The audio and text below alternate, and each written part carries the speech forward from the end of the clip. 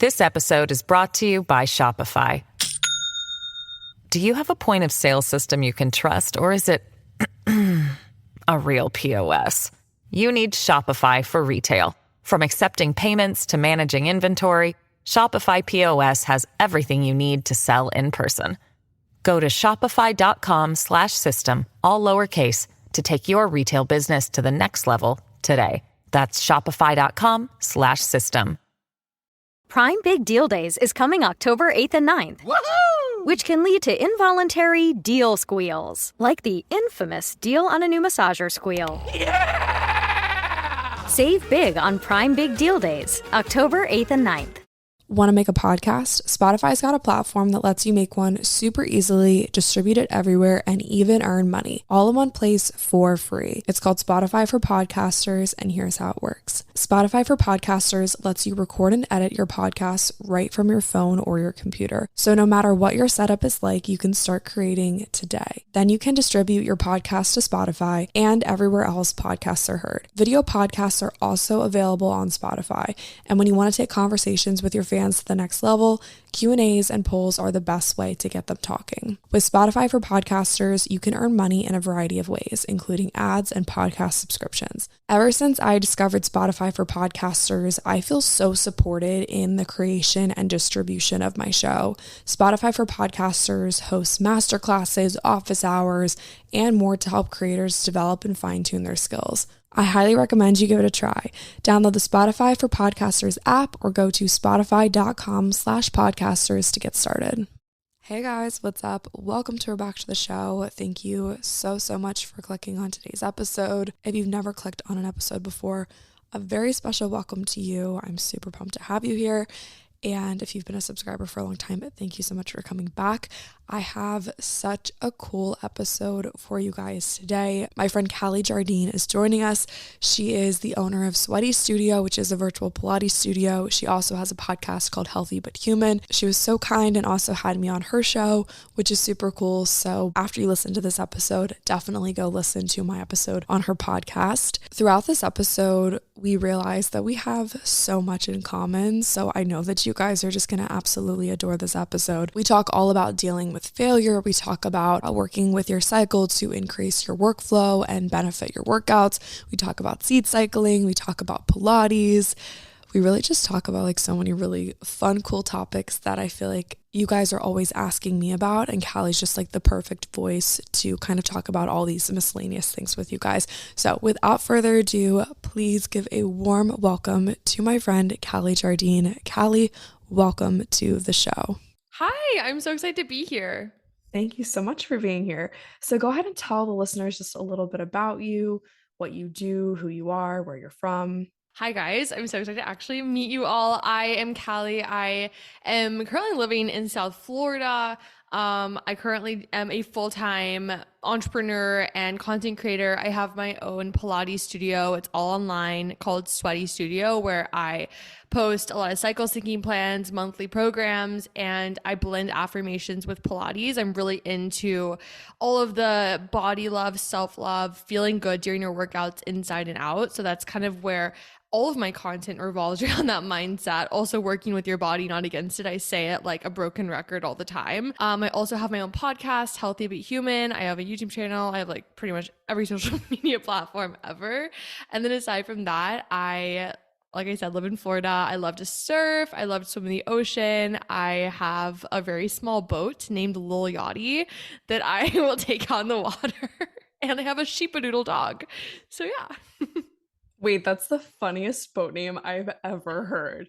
And I live on the water too, so I see boat names a lot. That's hilarious. Funny story. And this is kind of, listening to the story is going to basically tell who I am in just like a story, because I'm a very like spontaneous person. So basically my fiance John and I were living in New York City I was there for 5 months. I'd moved up from Miami, Florida. He had been there for a little over a year working in the city.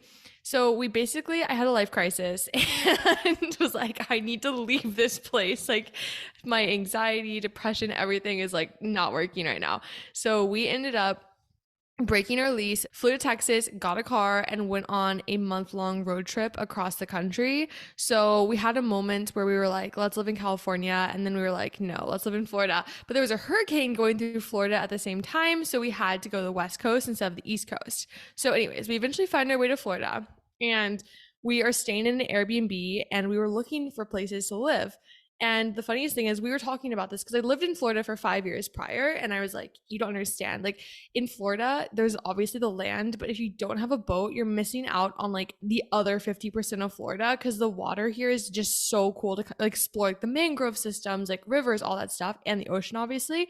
So we were like, we should get a boat. So it was on our bucket list. But basically what happened is John found this it's like a 14-foot blue, it's kind of like I think it's a skiff, honestly. He found it on Facebook Marketplace for a really good deal, and we're like, let's do it. So our joke is that we bought a boat before we got a house in Florida. And then we named it Lil Yachty because it's really small. And our house, our Wi-Fi is called CJ Yacht Club because we have our yacht my in our gosh. garage. That's hilarious. But that makes me so happy. Like, I am such a beach water girl. Like, that is kind of the dream. Who cares how big it is? Like, get Right? like you have a boat. That's awesome. It's the perfect starter boat too. Like anyone who ever wants to get a boat, I definitely recommend getting a small boat first because you can learn how to navigate like and actually drive your boat and like dock it and all that stuff. And then I feel like if I had a massive boat out of the gates, I'd be like, what am I doing with myself? Like I'm gonna crash this thing. So that's also been a really awesome thing too. I love Lil Yachty. That makes me so happy. Okay, so you touched on a little bit about your life crisis. In your words, you said it was a life crisis and how you pretty much just like up and left New York City. I think that having a life crisis in your 20s, like people talk about the midlife crisis, but no one talks about how your 20s is essentially like just crisis after crisis. Like, what am I doing? Can you talk a little bit to just that feeling of this isn't right and knowing when it's time to go and make a change? Yeah, and I think something that I wish someone had told me when I was graduating college, I graduated college in 2021 for reference. I've been out of college for like 2 years now, is you are probably going to be a different person like every week or every month. Like I feel like looking back, even just 2 months ago, my interests and my style and everything, it has changed. And I think that's like what's super cool about being in your 20s is you don't have to be this version of you all the time. And I think any time in life you can always be changing, and that's like what's super cool. But I think figuring out like the timeline of when something's not right. I mean, hey, I think 20s is all about taking risks. I took a risk. I quit my job. I took a risk. I moved my life from Miami to New York City, and it didn't work out. And for a while, I was like, this feels like a failure. A lot of money to move up, all this stuff. But I can say like when I was there in the moment, and I knew it was time to leave, I got to this point where I just didn't feel like it was aligned at that place anymore. I learned a lot about myself in New York because I realized when I was living in Miami, I took Miami for granted. I didn't go to the beach. I stayed in my apartment a lot. I wasn't super social. And then I moved to New York City, and all of a sudden, all of my Miami problems follow me.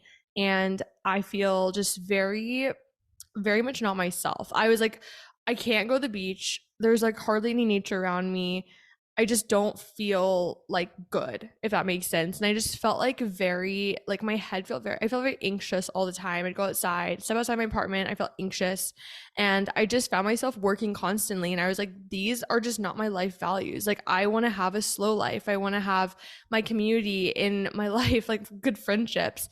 And I really realized there, like, I'd been chasing after kind of the wrong stuff when I moved up there. I'd been chasing after a lot of money. I'd been chasing after just success with my professional life. When I was up there, I realized that's not what I truly feel like fulfills me. I think it was just kind of everything compiled at once in like the span of a week. And I was like, I just can't do this anymore. You mentioned a little bit about how when you moved, all your Miami problems followed you. Can you elaborate a little bit on that? Because I feel like a lot of times we tend to change all kinds of things in our life without doing the healing, and the problems just follow wherever we go. So that's something I learned. Like, even when I left New York City, it was the same thing.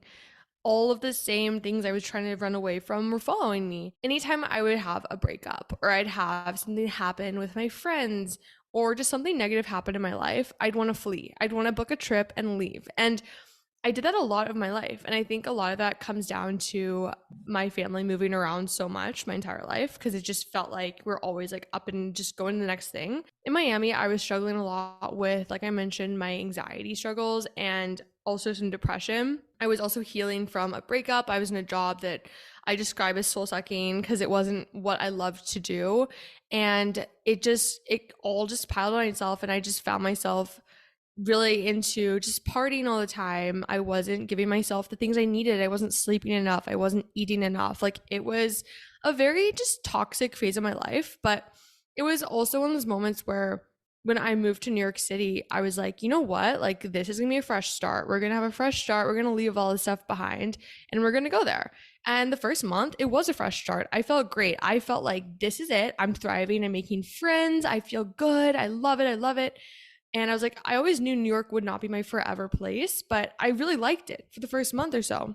But then I think what happened is the immediate like romanticizing the place, that kind of curtain just like pulled away. And I started to realize that I was experiencing similar feelings I had when I was in Miami. My mental health stuff, I hadn't fully healed from that. I was still struggling with it and things were bringing it back up. And then I also think too, I'd stopped drinking in April of the year I moved. And I think I wasn't comfortable with who I was while not drinking. And so that was also kind of affecting my social life a lot. So I found myself isolating a lot. And I was also isolating in Miami because I was going through it and I just wanted to be by myself all the time. So like you said, I think what really changed is when I actually became aware of what was going on and what the patterns that I was experiencing. I actually started to just tackle them head on and started to heal these things and fight them. So that's the difference of now that I live in Florida.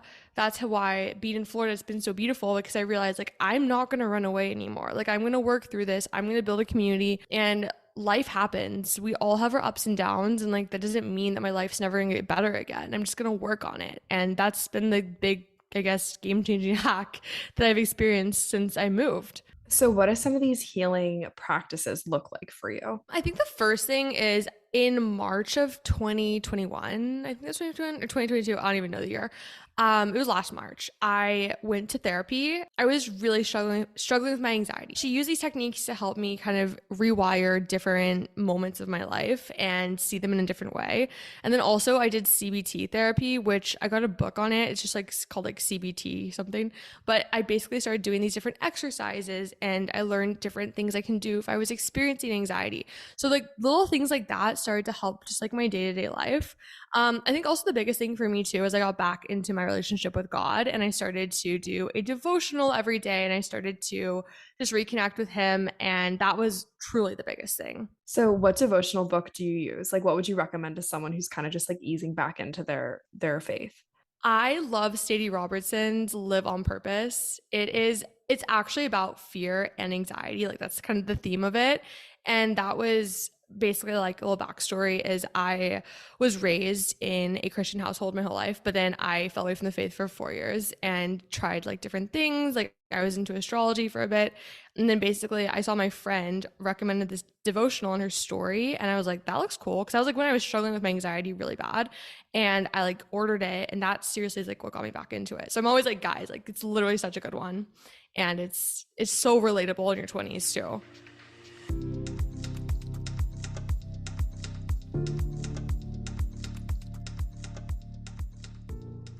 This episode of 80/20 is sponsored by Athletic Greens. It's no secret that I am obsessed with my morning routine and that I'm also obsessed with micro habits. And taking my Athletic Greens AG1 is probably the most important micro habit that I've integrated into my morning routine. AG1 is an all-in-one formula that makes it really easy for me to cover my nutritional basis every single day. Every scoop is packed with 75 vitamins, minerals, and whole food sourced superfoods of the highest quality that give me incredible benefits. I started taking AG1 because I wanted to kind of streamline my supplement routine. I was tired of taking like handfuls and handfuls of supplements and pills, and I feel like you walk the shelves in the drugstore and you just don't even know what to take, which is why I love Athletic Greens so much, because it's packed with all of the good nutrients that you need, and it's the healthiest habit that you can do in under a minute. Overall, AG1 is such a powerful habit that I've integrated incorporate it into my morning. And I'm not the only one, because AG1 has been a part of millions of mornings since 2010. So if you're looking for an easier way to take supplements, Athletic Greens is going to give you a free 1-year supply of vitamin D and 5 free travel packs with your first purchase. Go to athleticgreens.com/8020. Again, that's athleticgreens.com/8020. Check it out.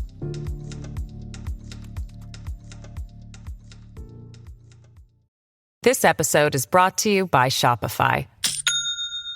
Do you have a point of sale system you can trust, or is it a real POS?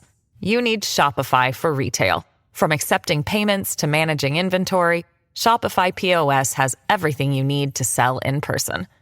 Go to shopify.com/system, all lowercase, to take your retail business to the next level today. That's shopify.com/system. You had a couple experiences that you've mentioned on your podcast that you mentioned. We had, a couple conversations where failure was a main theme. Can you touch on that a little bit? Oh my gosh. Yes. I've had so many moments where I've experienced quote unquote failures. So basically, for everyone listening, I initially started a blog in 2019 in college just for fun. I love to write. And I was teaching fitness at the time. It's just my little side job in college. And I remember in 2020, I started to grow my social media platforms a lot on TikTok. And then that led to me just growing on Instagram, on YouTube. And I all of a sudden had I was getting a decent following and a very engaged community. And I was like, you know what? I think it'd be really cool. You know what? Actually, I think this was, I don't even know the timeline anymore, but in the 2019-2020 kind of range, I think I'd hit 10,000 followers on Instagram or something. I think that was still in college.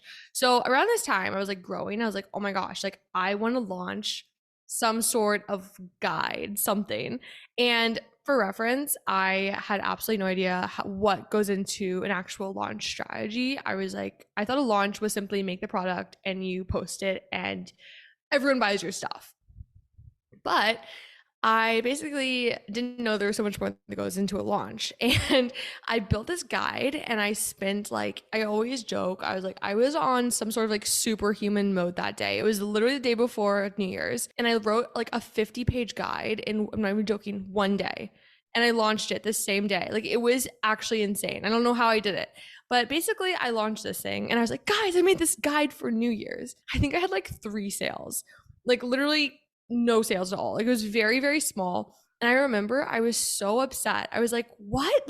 I don't understand. People seem to love my stuff on social media. Why is no one getting this guide that I put so much work into?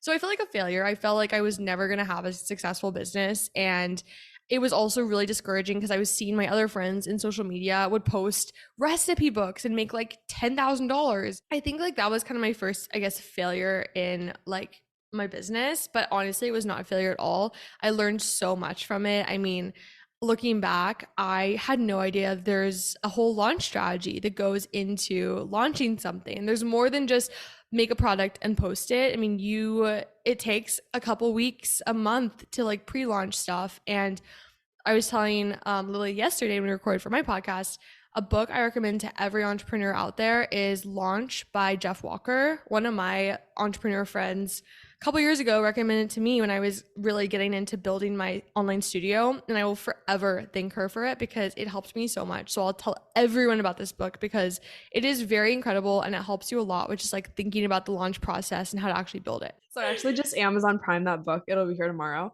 because I think it is, I have such a similar, like I said, we are just living parallel lives. We have to actually meet in person and hang out because I feel like there's so much common. I know. But I have also had so many failed launches.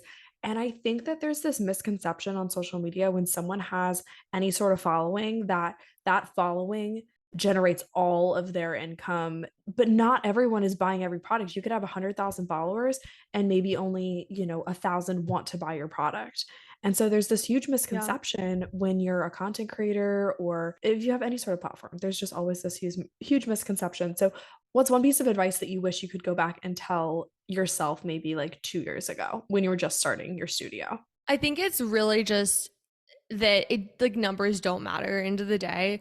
I think, like you said, you can have 100,000 followers and if your community isn't that engaged, like if your focus is I just want to have as many followers as possible and I'll do whatever I can to get it, like your community isn't going, it might be strong, but odds are it may not be the strongest ever. So it's all about building a community. And also, I think I would tell myself, like, keep posting stuff to help people and provide value. I mean, even making products, starting a business, like everything that you do, make sure that it has a purpose and a why behind it. Because if you're just out there throwing out content all the time, expecting people to love it, and it's just to get clout for yourself, like people see right through that, and that's not going to provide any value for anyone. It's just going to be another thing just clogging the internet.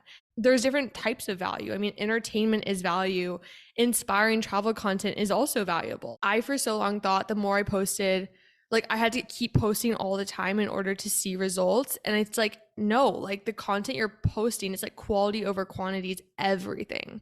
So I think that's something that I would tell myself, because I always got like obsessive with like, how much can I make right now to post? Like how much content can I film in this moment? That's something that I found just working in social media. The goal is always like, okay, pump out as much content as you possibly can and just post something. On the flip side, it's like, no. Like the post has to have value. You have to have a reason why you're pressing publish. So, what would you say is like your number one community building technique when it comes to your digital spaces? So I look at every different social media platform in a different way. So I think, so a lot of my platforms I see as funnels to get people from one place to the next. And for me, people who are on my email list, or I have like a little group chat for people, those are like the tightest core community. Like I'm actively like responding to their emails. I'm messaging them back in the group chat, stuff like that. I think also it's just like important to realize you don't have to respond to every single thing ever. Like protect your energy, but also engaging in conversations with people is really important to building community. I think it's like in DMs on Instagram, I have found the most communities built over there because I'm able to actually have meaningful conversations, send voice messages, stuff like that. So to answer the question of how to build community, I think it's literally engage with your people. Like ask them questions, like pretend they're like legitimately your friends. I mean, you can make friends on social media. And I think it's just important to see people more than a number. They're a literal person behind the screen. So talking to them is really, really important. So, I've personally found that when I started putting the 80/20 community as a priority, the show itself grew. And I'm sure that you probably saw the same with your studio. Like the times when I have been like gotten obsessive with numbers is when the community doesn't grow. But when I'm like, okay, I actually want to like help someone and like send them a voice message about something that they're maybe like have a question about with their Pilates form, or like something that feels weird in their body, like that's when stuff actually grows and reaches more people because it's actually meaningful. That's something that I feel like everyone needs to do and hear. So, leading a virtual studio, what would you say is the biggest difference between a virtual studio and an in-person studio? Biggest difference is just actually having those client conversations in person. Like I taught in an in-person studio in college, and I miss it so much because like one of my favorite things ever was having client conversations before class started and then also after class. And I actually made friends. Like I became really good friends with some of my clients. And I think that's the biggest thing that's just different. And I think something that helps with that is I sometimes will do like monthly virtual, either an Instagram live workout or a Zoom workout. And like, that's freaking fun because even though it's virtual, I still feel like I'm talking to people because I'm like, okay, guys, like, what's your intention for class today? Everyone like puts in the little chat what it is. And I'm like, okay, cool. Like, Hannah, that's awesome. And then after class is the same thing. So it's like still having conversations, but I think that's the biggest difference. And I really do miss it because I love meeting people in person. Like, it's so fun. You've done like meetups, right? Or you've done like some in-person classes like here and there, yeah? Yeah, I'll typically do like monthly in-person classes on the beach, which those have been super, super fun. That's awesome. I love those so much. Cool. They're really low key, which is like, I love that. I love like, honestly, I think like something else, just kind of going back to like struggles that I have experienced just as being an entrepreneur is seeing people post about having like 200 people at their classes or meetups. And then in reality, it's like not every event's like that. I typically have like 10 or 15 people show up, and I love that. Like I would so much rather have a smaller class and get to talk to every person there and get to know them and like actually like make friends. But I think that's something that I struggled with at first, is like feeling like, wait, I don't understand. Like I have so many people that follow me online. Like why don't I have 200 people showing up for every event I post? Like why do I have to actually take time to promote this? So that's another thing I like really learned. Like it doesn't, just don't compare yourself to other people. Like it literally does not matter. I always think it's so cool when you actually meet people that listen to the podcast or are, follow you on Instagram, or in your case, like belong to your studio. It's like, whoa, this person is a real person. They're not just a number. They're not just, a face behind a screen. And I had a similar experience. I hosted a live podcast event and there was like 40 people that showed up. And I was like, this is insane. Wow. All of these people like are showing up to come and hang out, and it's the coolest thing. And I think too, what was kind of an eye-opening experience for me too was a lot of people were like, well, I follow you, but I don't live anywhere near where you live. It's cool to like see that, maybe your reach is bigger than what you thought it was, rather than just like in this little niche, community physically, like That's geographically. awesome. That's so cool you did that. I always see JC and Marie, like they always do them and it looks so fun, but Okay. that's so cool. It was one of the funnest experiences I've ever had. So it would be cool. Like, I have to come to Florida, or you have to come up here and we could do something in like DC, but to do like a live podcast, like, we could co-host, and then you should teach a Pilates class. Like, that would be insane. Yes. Wait, I'm super down. That'd be Or like sick. or like a girls' weekend or like a retreat or something like that. There's so Yes. many cool things that we could possibly do with podcasts. And like me and all my podcaster friends like always brainstorm and we're like, how come nobody does this? Like podcasts would just Yeah. attract like such cool communities. Like, how come no one does more? No, because it's also like very lifestyle-y and I like you can do so much with that. Because Yeah. like most of the people that listen are people experiencing like actual like the exact same struggles that you're going through. And it's like, wait, this would be so sick to get people from all over. Like we're all like similar vibes. And that I don't know, it'd be so cool. I love that. Whenever I've met a podcast listener like in person, it's crazy because they, like you said, are going through the exact same thing. Yeah. And it's just, I don't know if it's like there's just something in the air, or it's the season or the time of year, or maybe just being a 20 something, like how we started out this episode. Like it seems like everyone's in the middle of a life crisis in their 20s. Like we're all going through such similar things. And I think that that's why people kind of like flock to podcasts like ours, because it's just like being on the phone with a friend. That's, I mean, when I was like really going through it in Miami, I would listen to podcasts like all day long during work. Like just like my favorite 20 something podcast because like it made me feel like I was FaceTiming a friend and it was literally the best.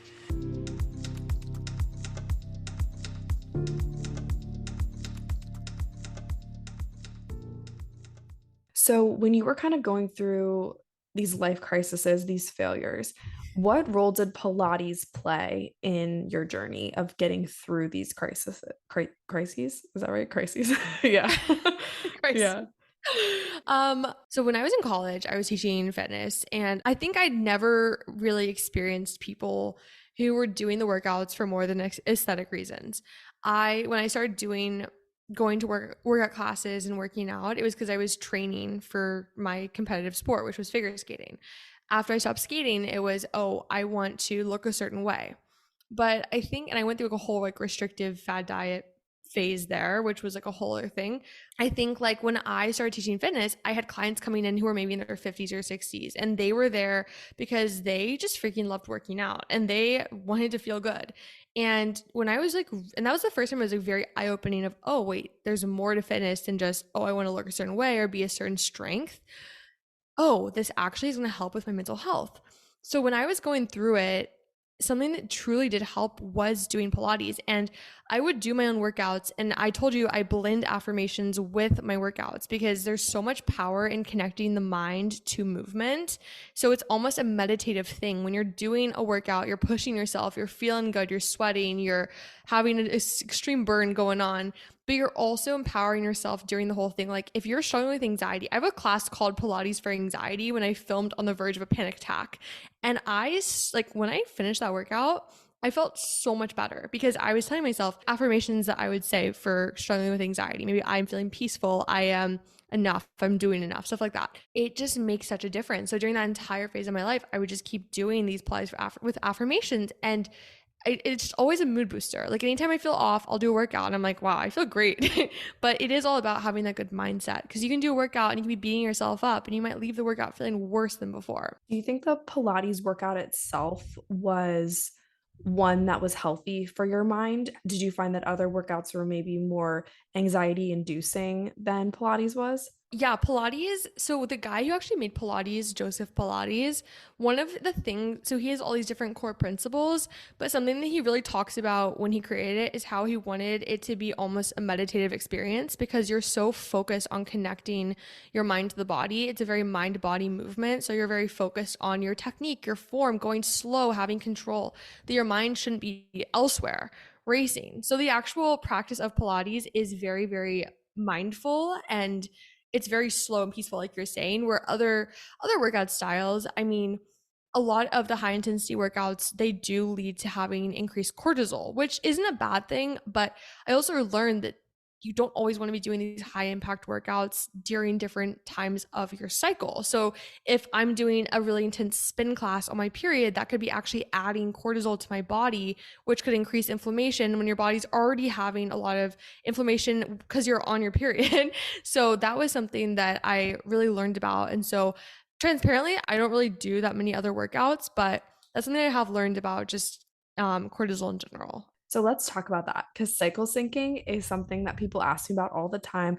I do it lightly. I'm trying to follow it a little bit more, but cycle syncing your workouts. Can you just explain for someone who's never heard of it? Can you explain what it is? So also, I'll just send you, I just launched a guide today. It's a little freebie cycle syncing guide. So it has like all the stuff about it. Oh, that's But perfect. basically, if you're not on a hormonal birth control and your body is ovulating, then you're probably experiencing 4 different phases every month. Each of these different phases, your hormones are different levels. You're gonna be experiencing different energy levels, all that stuff. And it really varies by the person, because some women aren't experiencing ovulation or have a shorter cycle. So each of these different phases are different lengths, but they're very estimated. So that's a very like broad overview of it. But basically the 4 phases are your menstrual phase, which is your period, follicular phase, ovulatory phase is when you ovulate and release an egg. That's when you're fertile and can get pregnant.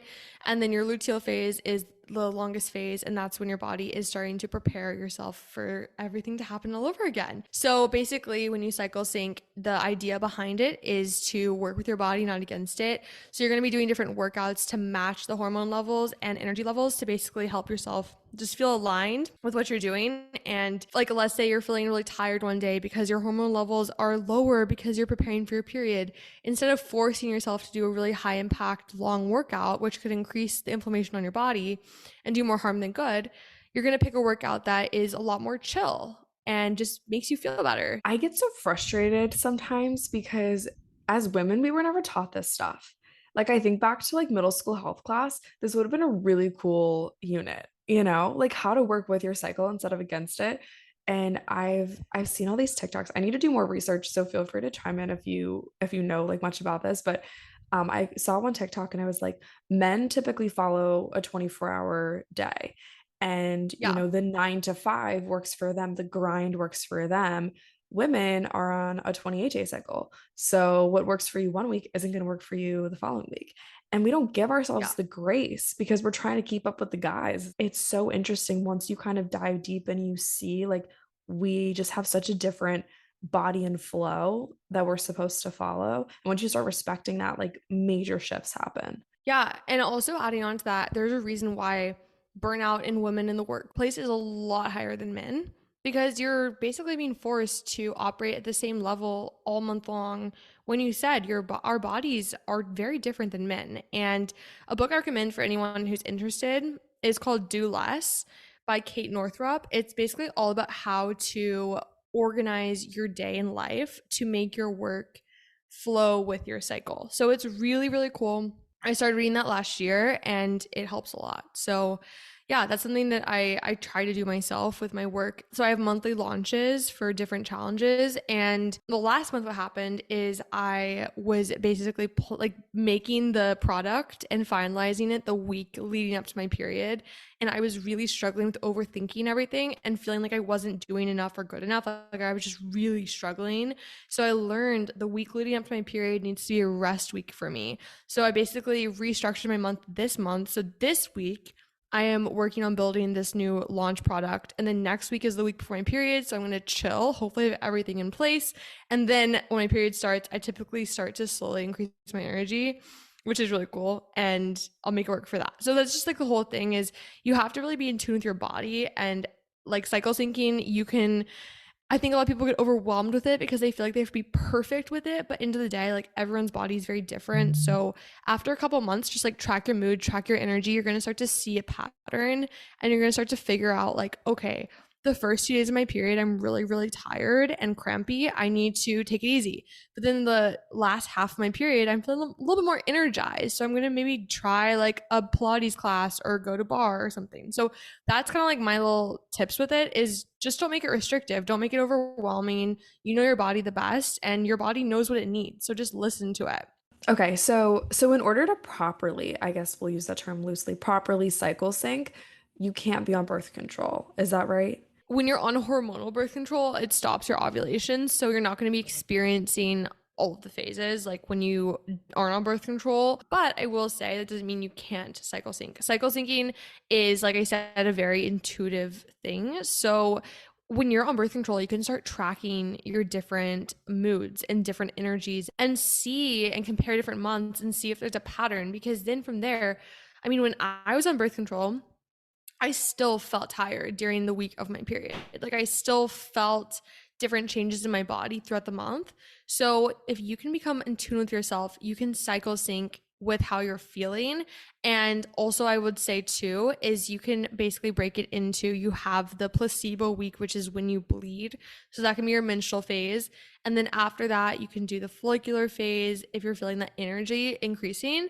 And then I would just go to the luteal phase and then repeat. That's basically like what I would do with the gist of it. But I think people get discouraged because they're like, I'm on birth control and like I don't want to come off of it. But you can still do it. The point of it is to work with your body and your energy levels. So, can you speak to a little bit your experience with birth control and why it's no longer a part of your life? Yeah. So basically, I mentioned before, I was a competitive figure skater for most of my life. And I was someone who was a late bloomer. I didn't get my period until I think I was like 15, like either late 14, early 15. And basically, I remember the first time I got my period, or maybe I think I was 14 years old. But regardless, I remember the first time I got my period, it was like the worst day of my life because I remember going into the rink and just like feeling so just disgusting and in pain. I was like, I can't do this. Like, how am I supposed to train when I have a period? And it got to the point where, and I still this to this day, I don't know why this was going on. I think it was because I just started getting my period. My cycle wasn't regular, but I started getting them every 2 weeks. So I'd be getting 2 periods every single month. And it was like really, really affecting my training because I would feel that exhaustion the week before and then I'd get the period and then exhaustion, they get the period. It's like I was just never feeling like that energy anymore. So I got on birth control because my doctor was like, birth control. I'm like, perfect. I don't know what else to do. So I get on the pill and they put me on like a crazy high dosage and it made me gain a lot of weight. And I was like, I need to lower this. I lowered it and I kind of found like my sweet spot-ish. But then I just started having like weird things with my weight fluctuations and moods. And I dabbled with a copper IUD for I think like a year. And then that was horrible. My experience with that was terrible. I started having just so much pain. My periods were unbearable, like so heavy. And I went back to the pill, got on like the lightest pill I could. And it was fine. And then I lost my period altogether. Like on that placebo week, I didn't get it at all and just freaked me out. And I was like, I just don't like having this foreign substance in my body. I was in my like holistic health girl era too. And I was like, I just don't want this. So me being uneducated, I just cut it cold turkey. And I was just like, I'm not going to do this anymore. You're supposed to ease off of it also. I didn't. And as a result, like 6 months later, my acne just started to flare up really bad. And it's been a process balancing my hormones. I mean, I still get acne a little bit, but I've started seed cycling like within the past month, and that's been really helpful too. So it's just been it's been ongoing. And my doctor told me that it can take 3 years to have your hormones bounce back. And it's been 3 years since I got off of it. yeah, it's been a journey, but it's been so worth it. I just feel so much more connected to myself now and so much more empowered in my body. And just, yeah, it's awesome. I love not being on it. We literally, Are I you on kid birth you not. control? No, okay, so I keep saying it. We have such a similar life. Like we were just meant to be friends. But like I went off of it in 2020. So it's been 3 years for me too. Same. And Wait, yeah, like same, March of 2020. And I started doing natural same. cycles. I don't know if you use that app. Like I would take my temperature in the morning because I was in a really serious relationship. And so at the time I was like, hey, like this isn't working for me. Like I need something Mhm. different.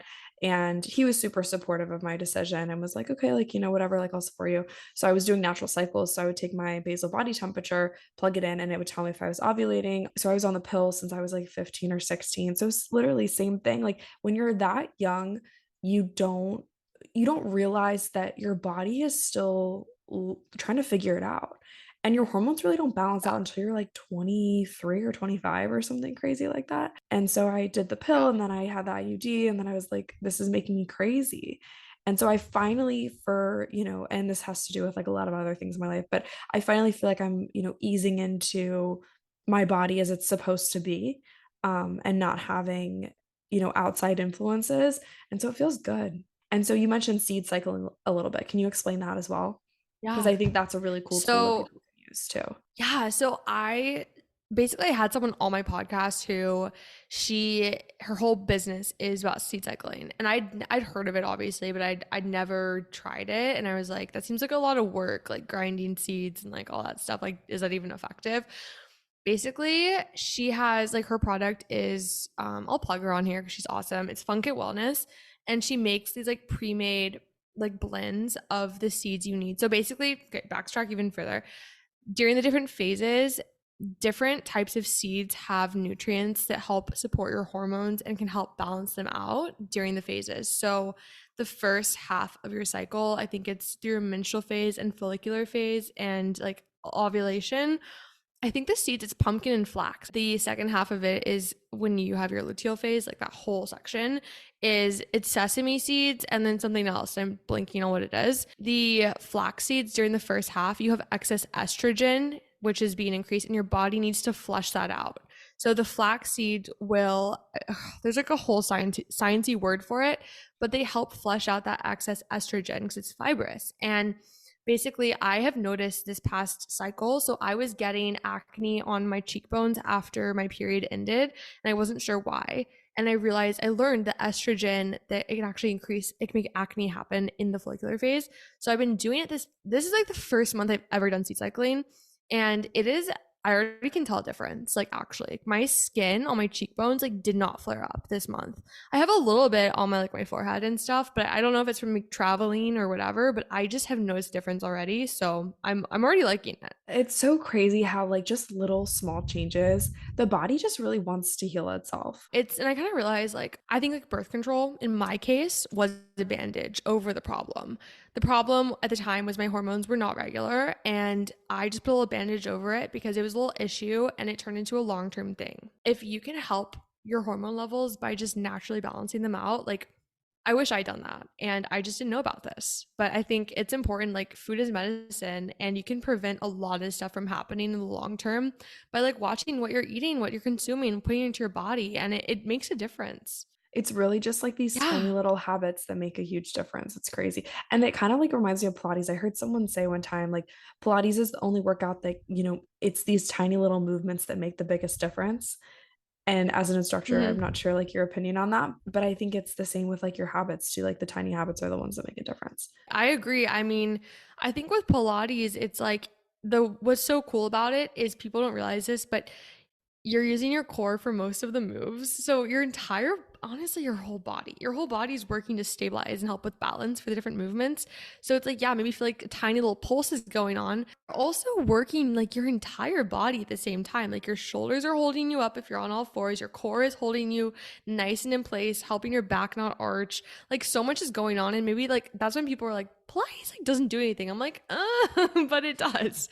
It's a total body workout and it's awesome. So I love that she said that because I totally agree. So for someone who is thinking about getting into Pilates, maybe they've never taken a class before, maybe they've heard that it's too hard, that they're going to be sore after, what's one thing that you would tell a Pilates beginner? You just have to try it a couple times. I have taken a lot of classes with Pilates instructors and I just didn't like their teaching style. And I think a lot of times people will take a class once and be like, ugh, I don't like it. But I would say take it at least 3 times with 3 different instructors and see if you like it, because there's a lot of different styles of Pilates as well. You have your mat Pilates class, but within the mat Pilates, you have classical and contemporary Pilates. So you just have to play around with it, feel it out, see what you enjoy the most. Like, are you liking more of the classical style, which is a little bit more slow paced? It's more of the standard original Pilates movements. Or do you like the contemporary style, which is a little bit more of kind of a free for all? You have your basic moves, but they take variations off of those, a little bit more intense as well. So it's kind of like playing around with it. I would just say just shop around, see what you like, and don't get discouraged if the first time doesn't feel the best for you. That's such good advice for like any workout class too, I feel like, because you're not going to vibe with everybody. I actually just took a class the other day with a friend and she was like, wow, I actually liked this specific class. And it was a very specific like type of class. She's like, oh, the one that I went to the other day, I just hated. So I'm glad that I went to this one. And I said, well, who was your instructor? And she said who the instructor was. And I was like, but you liked the class today? And she said, yeah. And it's the same exact thing. It was just the instructor, and that's not to say that that instructor was a bad instructor. They just didn't vibe. Yeah, exactly. And I mean, I can say, like, obviously, I like other forms of workouts as well. Like, I really enjoy, or I used to enjoy doing more of HIIT classes. And I love like dance cardio classes, but I will say I took a dance cardio class on an app and I didn't like it, but I took it on another app and I was like, this is great. I love it. So it just really comes down to what you enjoy. And there's no right or wrong instructor, unless the instructor is like making you do stuff that is going to make you hurt yourself and they don't know what they're doing. Like, that's not a good instructor. But an instructor who's certified and knows what they're doing, knows how to provide modifications, and is very vocal and explains things, like, they're a good instructor. So for someone who wants to try out Pilates, where can they find your studio? You can go to sweatystudio.com. I have a website and also an app. It's just called Sweaty Studio. And I have monthly challenges and I have a free trial too. So you can try it out and see if you like it. And as you mentioned, you just launched a new guide. It's your cycle syncing workout guide. And where can they find the guide? I have it on, it's like my Stan store. I can send you the link to it, but I'm launching a cycle syncing program next week. Or in 2 weeks. So the guide will also be included in the program. So it'll be workout program. That's awesome. Okay, wait, I'm going to do the program. That'd be so fun. Yes. So everyone listening, join the program. We can all do it together. I think that this is going to go up on the 4th of May, if that's right. So the program might already be started, but it also isn't too late to join. Is that right? Yeah, it'll be up indefinitely. But I make like monthly programs, but then they're available. You can get them. So where else can people find you? Instagram, TikTok, all that jazz. Instagram, you can find me at I'm Sweaty and I Know It. Same handle for TikTok. YouTube, I'm Callie Jardine. And podcast, Healthy Be Human. Thank you guys so much for listening to this episode. I really, really hope that you enjoyed it. If you did, please be sure to leave a 5-star rate and review, and that just helps more people find and listen to the show. I hope you have a great rest of your week, and I will chat with you next Thursday.